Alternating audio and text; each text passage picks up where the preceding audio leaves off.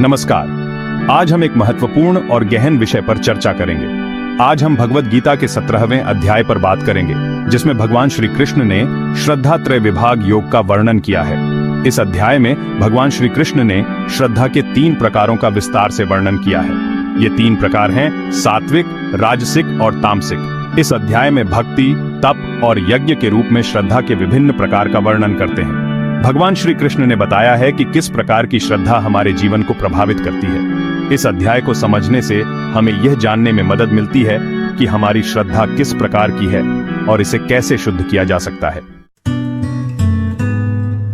अध्याय 17 की शुरुआत में भगवान श्री कृष्ण श्रद्धा के महात्म्य और उसके विभिन्न प्रकारों का वर्णन करते हैं। उनका कहना है कि श्रद्धा व्यक्ति के स्वभाव और उसके कर्म को प्रभावित करती है।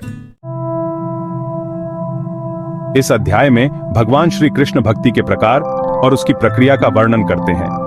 भक्ति एक ऐसा मार्ग है जो हमें परमात्मा से जोड़ता है और हमारे जीवन को शांति और आनंद से भर देता है। उनका कहना है कि जो व्यक्ति परमात्मा की भक्ति में एकाग्र से स्थित रहता है, वह न केवल आत्मिक शांति प्राप्त करता है, बल्कि उसे जीवन के हर क्षेत्र में सफलता भी मिलती है। वह परमात्मा को प्राप्त करता है।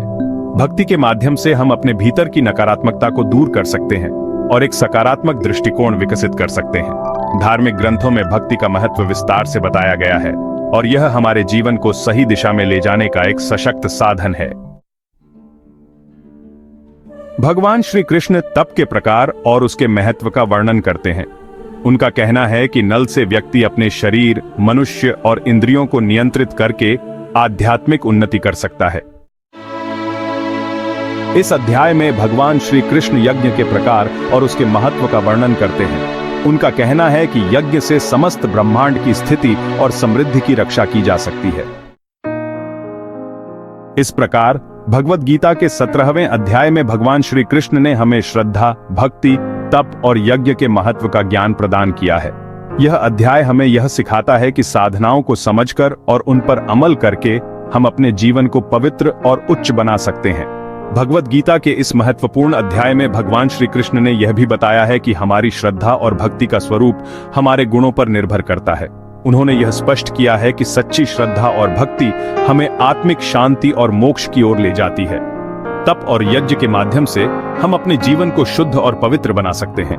इस अध्याय का अध्ययन हमें यह सिखाता है कि कैसे हम अपने जीवन में संतुलन और शांति प्राप्त कर सकते हैं। धन्यवाद।